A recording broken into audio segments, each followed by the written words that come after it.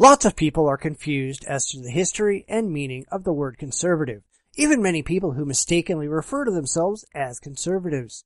This isn't hard to understand because, as with any label, they can be difficult to define and arbitrary in usage. Therefore, to define how I will be using the word conservative, we need to pull out the Wayback Machine and go back to a time where conservatism really existed and mattered in America. My own brand of conservatism goes back to what I view as the greatest defender thereof, Barry Goldwater, whose long history in the Senate shows a history of conservative thought and defense of conservative ideals. Many think that Goldwater set the stage for Ronald Reagan's presidency, although I think Reagan was the beginning of the end for true conservatism in America. In reality, the modern GOP is not remotely conservative. They are a hyper-religious group that has much more in common with liberalism than it does with conservatism. They even coined a new term for their political position, neoconservatism. This is not the same as being conservative, I'm sorry to say. So how did this happen? Well, back in the late 1960s and early 1970s, there was a growing branch of the Democratic Party that was increasingly uncomfortable with liberal policies such as civil rights and abortion. These were, in general, the super-religious Southern Democrats, at a time when the South was under almost complete Democratic control. Richard Nixon recognized this growing dissent in the ranks of the Democrats and launched the Southern Strategy, specifically designed to cater to the religious sensibilities of these Southern Democrats in exchange for a shift in their support from the Democrats to the Republicans. Generally, this meant supporting segregation in Southern schools, placing education under the control of the states so they could force religion in and keep liberal social ideas out, etc. It worked. The South went from being mostly Democrat to being mostly Republican overnight. But just because you're Republican doesn't mean that you're a conservative. In just a few decades, the Republican Party had been largely taken over by these new fiscal, liberal, hyper-religious members. I saw the beginning of the end with the Reagan administration. Now, honestly, I don't think Reagan really bought into the hyper-religious nonsense. He knew that if he paid lip service to the growing religious right, they'd support him in his mission. Unfortunately, Reagan was a fanatic against the perceived threat of communism and violated one of the core principles of conservatism, fiscal responsibility. He therefore borrowed more than $1.8 trillion over the course of his presidency to fight an irrational fight with the Russians. We won the Cold War, not because we were any better than the Russians, but because our credit cards had a higher limit. Therefore, let's take a look at the basis for conservatism. I'm going to break this down into 4 separate elements: fiscal responsibility, personal responsibility, small government, and keeping the government out of the lives of the people.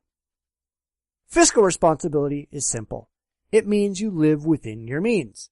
You do not spend more money than you actually have on hand. You do not go into debt except in rare and extreme circumstances. If you have $100 to spend, you cannot spend more than $100. In fact, you probably shouldn't even spend that much. You should sock a little bit of it away for a rainy day. This isn't how things work under either Republican or Democratic administrations. Both sides, whether they admit it or not, are desperately trying to buy votes by throwing money at programs their core demographic supports.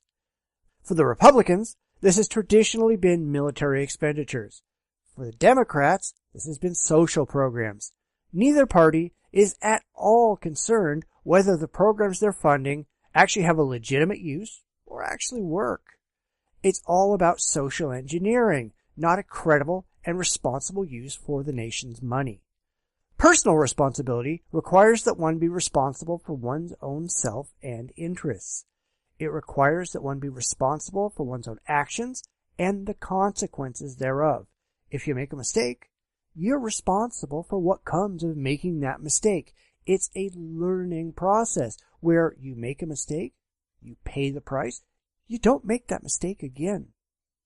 You don't stand there with your hand out expecting others to come along and solve your problems.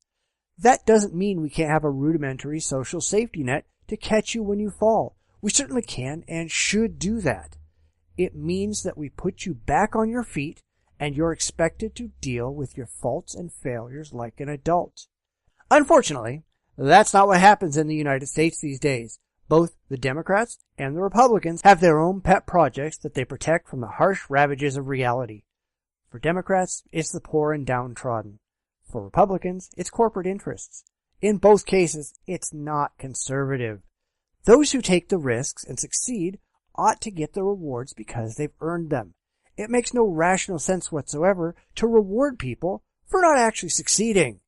Everyone's responsibility for their own life starts very near the beginning.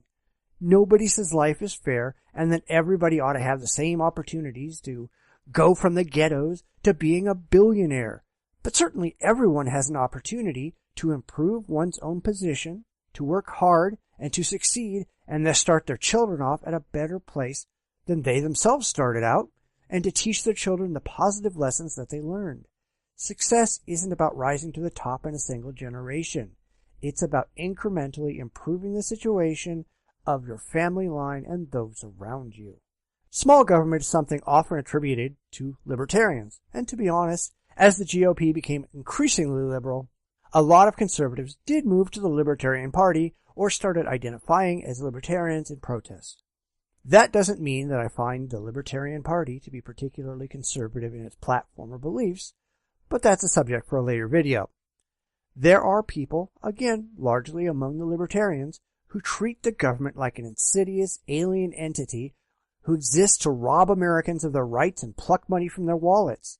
As much as the latter may be true these days, the fact is that the government is simply the administrative and legislative arm of American society.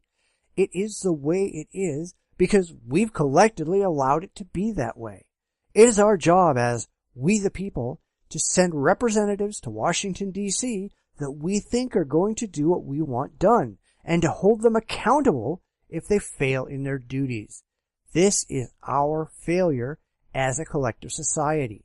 As Benjamin Franklin said, when the people find that they can vote themselves money, that will herald the end of the republic.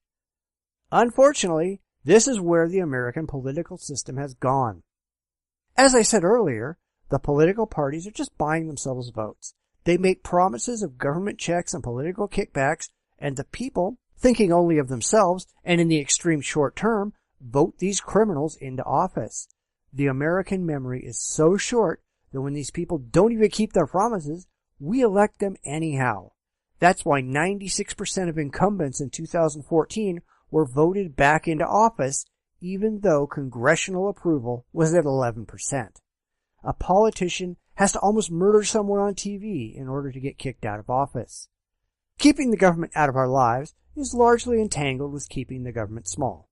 The federal government is largely responsible for keeping us safe, dealing with foreign governments, and for keeping the playing field even for the rest of us. That means the government has to have a hand in ensuring we're all treated equally. That means no one should have extra rights or privilege, and no one should be discriminated against. It means that no group should have too much power, nor too little power. The government should be egalitarian in its views. Most certainly, the government should have no say in how we live our lives except where we directly impact and affect others. This is not how the government functions either under the GOP or the Democrats. The Democrats want to enforce equality through the use of quotas. They are for the equality of outcome, not the equality of opportunity. They feel that every aspect of life must be in social precision, where there are 50% men and 50% women in every work field, and there are 13% blacks and 17% Hispanics, and this has to be updated constantly to reflect society. Where people aren't interested in bowing to these percentages, they have to be forced, all in the name of equality, and this is ridiculous. The Republicans, on the other hand, want to push a social agenda that features religiosity over irreligiosity, their particular brand of moral grandstanding over everyone else, and a belief in American exceptionalism that can't be rationally demonstrated just because nationalism sells. In reality, the government has no business controlling who a company hires, except when it can be shown that it's done out of sexism or racism or religious bias. The idea that we ought to push quotas because it makes some people feel good is utterly absurd. Likewise, the government has no business pushing the rights of the religious over the rights of the non-religious. We have a constitutionally secular government, and it's about time the religious right figured that out. Being a conservative is mostly a rational position, whereas I find being a liberal, whether you call it a liberal or not, to be mostly an emotional position. So much of the liberal side, in my experience, is about feelings and emotions and wanting to be happy and content by thinking the world around you is just the right way. Liberalism is easy. Conservatism is not. Conservatism is about making difficult decisions. It's about holding everyone accountable and responsible for their own lives. It's fine to hold out a hand to help someone up. It's entirely different to tell them, no, don't bother getting up because now society owes you a living for as long as you draw breath. That's why the liberals do what they do. They make promises to the poor and downtrodden that, in exchange for keeping the Democrats in power, they'll keep mailing out checks and pushing a social agenda.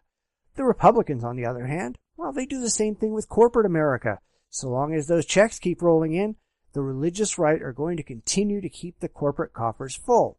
They'll push to allow overt religious discrimination and make corporations people so that the faithful can use their corporate power to push a personal religious agenda. Conservatism has nothing like that. It doesn't buy off a segment of society to push forward its goals.